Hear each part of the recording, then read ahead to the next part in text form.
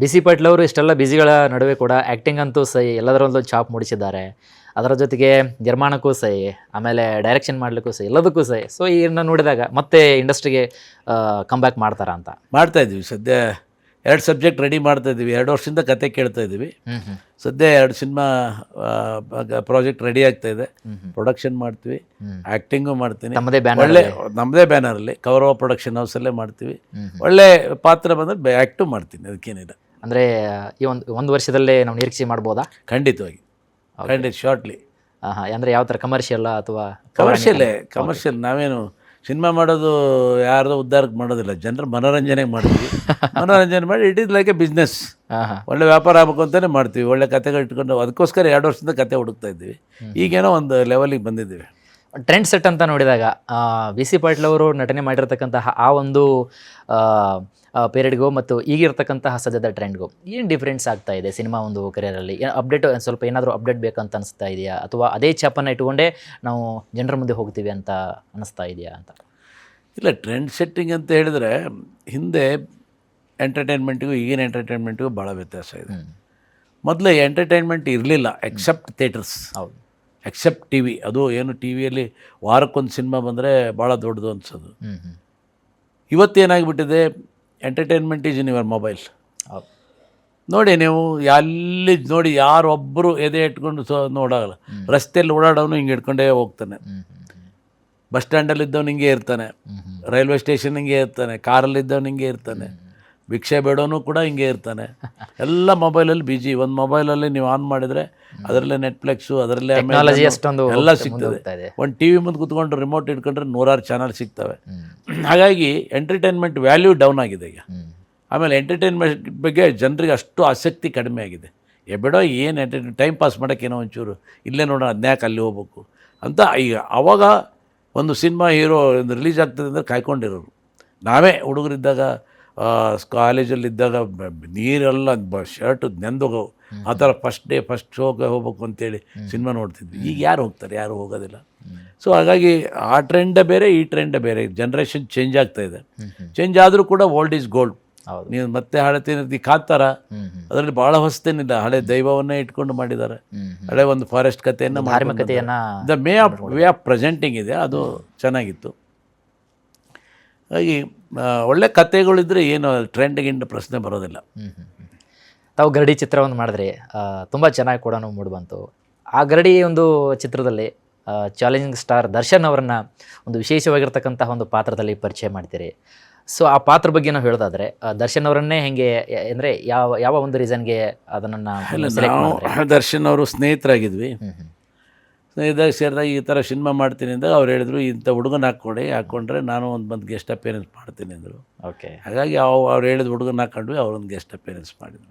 So ಅದರಲ್ಲಿ ಸ್ವಲ್ಪ ಈ ಹಳ್ಳಿ ಸೊಗಡು ಬಗ್ಗೆ ತುಂಬ ಚೆನ್ನಾಗಿ ತೋರಿಸಿದ್ರು. ಗರಡಿ ಬಗ್ಗೆ, ಕುಸ್ತಿ ಬಗ್ಗೆ, ಹೌದು, ಒಂದು ಹಳ್ಳಿ ಕಲೆ ಏನಿತ್ತು ಅದನ್ನು ಎತ್ತಿ ತೋರಿಸೋಂಥ ಕೆಲಸ ಮಾಡಿದ್ದೆ. ಅಂದರೆ ನಶಿಸಿ ಹೋಗ್ತಾ ಇದೆ ಅಂತಕ್ಕಂಥ ಕಾನ್ಸೆಪ್ಟನ್ನು ಇಟ್ಕೊಂಡು ಮಾಡಿರ್ತಕ್ಕಂಥ. ಹೌದು. ಸೊ ಬಿ ಸಿ ಪಾಟೀಲ್ ಅವರಾಗಾದ್ರೆ ಮುಂದಿನ ನಡೆ ಹೇಗಿರುತ್ತೆ? ರಾಜಕೀಯ ಆಗಿರ್ಬೋದು, ಸಿನಿಮಾ ಆಗಿರ್ಬೋದು, ಆಮೇಲೆ ಸಾಮಾಜಿಕವಾಗಿರ್ಬೋದು, ಎಲ್ಲವನ್ನೂ ನೋಡಿದಾಗ ಯಾವ್ಯಾವ ಕ್ಷೇತ್ರದಲ್ಲಿ ತೊಡಗಿಸ್ಕೋತೀರಾ? ಅಥವಾ ನಾನು ಪೂರ್ತಿಯಾಗಿ ಮುಂದಿನ 28ರ ಚುನಾವಣೆಗೆ ಇರೋದರಿಂದ ಫುಲ್ ಫೋಕಸ್ಡ್ ಆಗಿ ಈ ಕ್ಷೇತ್ರಕ್ಕೆ ಹೋಗ್ತೇನೆ, ಆ ಥರ ಏನಾದರೂ ಸ್ವಲ್ಪ ಕೆಲವೊಂದಿಷ್ಟು ನೋಟ್ ಮಾಡ್ಕೊಂಡಿದ್ದಾರಾ ಅಂತ? ನಾವೇನು ನೋಟ್ ಮಾಡ್ಕೊಳೋದಿಲ್ಲ, ನನ್ನಲ್ಲೇನು ಬದಲಾವಣೆ ಇಲ್ಲ. As it is I will continue. ಯಾವುದೇ ರೀತಿ ಮುಂದೆ ಹೋಗ್ತಿರ್ತೀನಿ, ಜನರ ಸಮಸ್ಯೆಗಳು ಸ್ಪಂದಿಸ್ತಾ ಹೋಗ್ತೀವಿ, ಜನರ ಆಶೀರ್ವಾದ ಮಾಡ್ತಾರೆ. ಒಳ್ಳೆ ಸಿನಿಮಾ ಮಾಡಬೇಕು ಅಂತ ಇದ್ದೀನಿ. ಅದು ಸಿನಿಮಾ ಚೆನ್ನಾಗಿ ಮೂಡಿ ಬಂದು ಜನ ಒಪ್ಪಿದರೆ ಅದು ಸಂತೋಷ. ಏನು ಅದು ವಿಶೇಷವಾದ ಗುರಿ ಇಟ್ಕೊಂಡು ಹೋಗೋಂಥ ಅವಶ್ಯಕತೆ ಏನಿಲ್ಲ. ಆಲ್ರೆಡಿ ನಮ್ಮ ಫೌಂಡೇಶನ್ ಹಾಕ್ಬಿಟ್ಟಿದ್ದೀವಿ. ಫೌಂಡೇಶನ್ ಮೇಲೆ ಏನಿದ್ರು ಬಿಲ್ಡಿಂಗ್ ಕಟ್ಕೊಂಡು ಹೋಗೋದಷ್ಟೇ. ಸೊ 28ರ ಚುನಾವಣೆಗೆ ಬಿ ಸಿ ಪಾಟೀಲ್ ಅವರು ಯಾವೆಲ್ಲ ರೀತಿ ಚುನಾವಣೆ ಒಬ್ಬ ಸಾಮಾನ್ಯ ಅಭ್ಯರ್ಥಿಯಾಗಿ ಹೋಗ್ತೀನಿ. ಯಾವೆಲ್ಲ ರೀತಿಯಾಗಿ? ಯಾಕಂದರೆ ಒಂದು ಯುದ್ಧಕ್ಕೆ ಹೋಗ್ಬೇಕಂದ್ರೆ ಎಲ್ಲ ಶಸ್ತ್ರಗಳು ಬೇಕಾಗುತ್ತೆ, ತಯಾರಿ ಬೇಕಾಗುತ್ತೆ. ಇನ್ನೂ 3 ವರ್ಷ ಇದೆ, ಕಾಲ ತಸ್ಮೈ ನಮ ಅಂತ ಎಲ್ಲ ಕಾಲ ನಿರ್ಧಾರ ಮಾಡ್ತದೆ. ಇನ್ನೂ 3 ವರ್ಷ ಇದೆ. ಈಗಿಂದ ಅದು ತಯಾರಿ. ನಾವು ಚುನಾವಣೆಗೋಸ್ಕರ ತಯಾರಿ ಅಲ್ಲ. ನಾನು ಗೆದ್ದಾಗ ಕೂಡ ಗೆದ್ದು ಮಾರನೇ ದಿವಸದಿಂದ ನಮ್ಮ ಮುಂದಿನ ಚುನಾವಣೆಗೆ ಬರ್ತದೆ ನಾವು ಅಂದು ಇಟ್ಕೊಂಡೇ ನಾವು ಮಾಡ್ತಿರ್ತೀವಿ. ಈಗ ಚುನಾವಣೆಗೋಸ್ಕರ ತಯಾರಿ ಮಾಡೋಂಥದ್ದು ಏನೂ ಇಲ್ಲ. ಹೊಸದಾಗಿ ಫಸ್ಟ್ 2004ಕ್ಕೆ ಹೋದಾಗ ಯಾವ ರೀತಿ ಹೋಗಬೇಕು ಅಂತ ಇತ್ತು. ಈಗೇನು ಹಾಗೇನಿಲ್ಲ. ಎಲ್ಲ ಮುಂದಿನ ಚುನಾವಣೆಯಲ್ಲಿ ಹಿರೇಕೆರೂರಿಂದನೇ ಅಥವಾ ಸ್ಪರ್ಧೆಯನ್ನು ಮಾಡ್ತಾರಾ ಅಥವಾ ಅದೇ ಏನಾದರೂ ಬದಲಾವಣೆ ಆಗುತ್ತೆ? ಹಿರೇಕೆರೂರಿಂದನೇ ಮಾಡ್ತೀನಿ. ಓಕೆ, ಅಂದರೆ ಅಲ್ಲಿನ ಮಣ್ಣಿನ ಸೊಗಡಿಂದನೇ, ಯಾಕಂದರೆ ಮತ್ತೆ ಅಲ್ಲಿಂದನೇ ಎದ್ದು ಬರೋಣ ಹೌದು, ಅಂತ.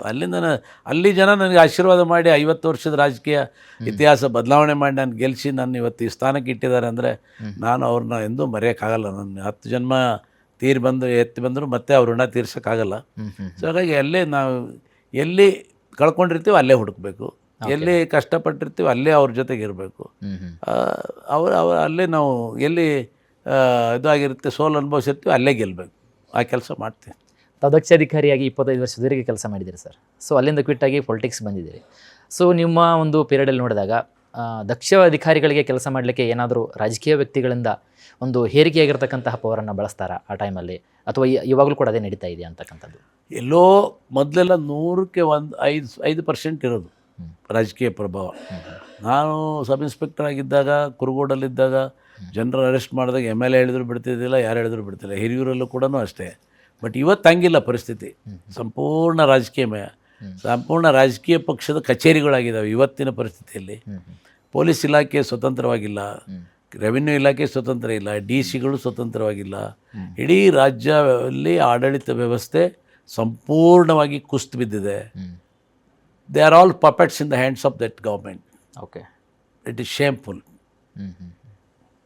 ಸೊ ಫೈನಲಿ ಸರ್, ಇವತ್ತಿನ ಯುವಜನತೆ ಯಂಗ್ಸ್ಟರ್ಸ್ಗಳಿಗೆ ಏನು ಹೇಳಕ್ಕೆ ಇಷ್ಟಪಡ್ತೀರಿ? ಯಾವುದೇ ಕ್ಷೇತ್ರ ಆಗಿರ್ಬೋದು, ಯಾವುದೇ ಕ್ಷೇತ್ರ ಯಂಗ್ಸ್ಟರ್ಸ್ಗೆ ಅಂದರೆ ವರ್ಕ್ ಹಾರ್ಡ್. ಓಕೆ, ಕರ್ಮಣ್ಣೆ ವಾಧಿಕಾರಸ್ಥೆ ಮಾಫಲೇಜು ಕದಾಚನ ಅಂತ ಕರ್ತವ್ಯ ಮಾಡ್ತಾ ಹೋಗಿ ಖಂಡಿತ ಫಲಾಫಲ ದೈವ ಸಿಗುತ್ತೆ. ಯಾವುದೇ ಒಂದು ಕೆಲಸ ಮಾಡಿ ನಿಷ್ಠೆಯಿಂದ ಮಾಡಿ, ಏನೇ ಮಾಡಿದರೂ ಪ್ರಾಮಾಣಿಕತೆಯಿಂದ ಮಾಡಿ, ಏನಾದ್ರು ಒಂದು ಸಾಧನೆ ಮಾಡಬೇಕು ಅಂದರೆ ತ್ಯಾಗ ಮಾಡಿ. Without sacrifice no achievement. If you want to achieve something you have to sacrifice something. ಕಷ್ಟಪಟ್ಟಲ್ಲಿ ಖಂಡಿತವಾಗಿ ಫಲ ಇದೆ. ನಿರಾಶೆ ಆಗೋದು ಬೇಡ. ಧೈರ್ಯದಿಂದ ಮುನ್ನುಗ್ಗಿ ಖಂಡಿತವಾಗಿ ನೀವು ಮೇಲೆ ಬರ್ತೀರಿ. ಹಿಂದೆ ನೋಡಲೇಬೇಡಿ, ಮುಂದೆ ಹೋಗಿ ಖಂಡಿತವಾಗಿ ನಿಮ್ಗೆ ಒಳ್ಳೆಯದಾಗುತ್ತೆ. All the best. ಸೊ ಮುಂದೆ ಗುರಿ ಇರಲಿ, ಹಿಂದೆ ಗುರು ಇರಲಿ ಅಂತ ಖಂಡಿತ. So thank you sir. ಇಷ್ಟೊತ್ತು ನಮ್ಮ ವಿಶ್ವಾನಿ ಟಿವಿ ಜೊತೆಗೆ ವಿಶೇಷವಾಗಿರ್ತಕ್ಕಂತಹ ಸಂದರ್ಶನದಲ್ಲಿ ಇಷ್ಟೊಂದು ತಮ್ಮ ಒಂದು ಬಿಸಿ ಶೆಡ್ಯೂಲ್ ಇದ್ರೂ ಕೂಡ ನಮಗೆ ಒಂದು ಸಮಯವನ್ನು ಕೊಟ್ಟು ಸಾಕಷ್ಟು ವಿಚಾರಗಳನ್ನು ಹಂಚ್ಕೊಂಡ್ರಿ. ಪೊಲೀಸಲ್ಲಿ ಇಲಾಖೆ ವಿಚಾರಗಳನ್ನು ಹಂಚ್ಕೊಂಡ್ರಿ, ರಾಜಕೀಯವಾಗಿ ಹಂಚ್ಕೊಂಡ್ರಿ, ರಾಜಕೀಯೇತರವಾಗಿ ಹಂಚ್ಕೊಂಡ್ರಿ, ಮುಂದಿನ ನನ್ನ ನಡೆಗಳ ಸಾಕಷ್ಟು ವಿಚಾರಗಳ ಬಗ್ಗೆ ಹೇಳ್ತಾ ಹೋದರೆ ಸಾಕಷ್ಟು ವಿಚಾರಗಳನ್ನು ಹಂಚ್ಕೊಂಡ್ರಿ.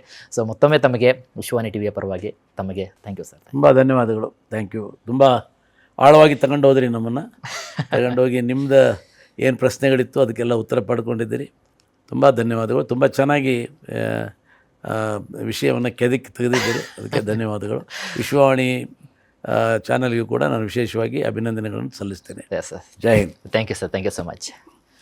ಎಸ್ ವೀಕ್ಷಕರೇ, ಇದಾಗಿತ್ತು ಇವತ್ತಿನ ವಿಶೇಷ ವಿಶ್ವಾನಿ ಟಿವಿಯ ಸಂದರ್ಶನ ಕಾರ್ಯಕ್ರಮ. ಮತ್ತೆ ಮುಂದಿನ ಸಂಚಿಕೆಯಲ್ಲಿ ಮತ್ತೊಬ್ಬ ವಿಶೇಷವಾಗಿರ್ತಕ್ಕಂತಹ ವ್ಯಕ್ತಿಗಳೊಂದಿಗೆ ಅಥವಾ ಅತಿಥಿಗಳೊಂದಿಗೆ ಮತ್ತಷ್ಟು ಮಲ್ಟಿ ಡೈನಮಿಕ್ ಸ್ಟಾರ್ಗಳ ಜೊತೆಗೆ ಮತ್ತೆ ನಿಮ್ಮ ಮುಂದೆ ಹಾಜರಾಗ್ತೀವಿ ಅಂತ ಹೇಳ್ತಾ ಇದಾಗಿತ್ತು ಇವತ್ತಿನ ವಿಶೇಷ ಸಂದರ್ಶನ ಕಾರ್ಯಕ್ರಮ. ಮತ್ತಷ್ಟು ವೈವಿಧ್ಯಮಯ ಸುದ್ದಿಗಳಿಗೆ ನೋಡ್ತಾ ಇರಿ ವಿಶ್ವಾನಿ ಟಿವಿ.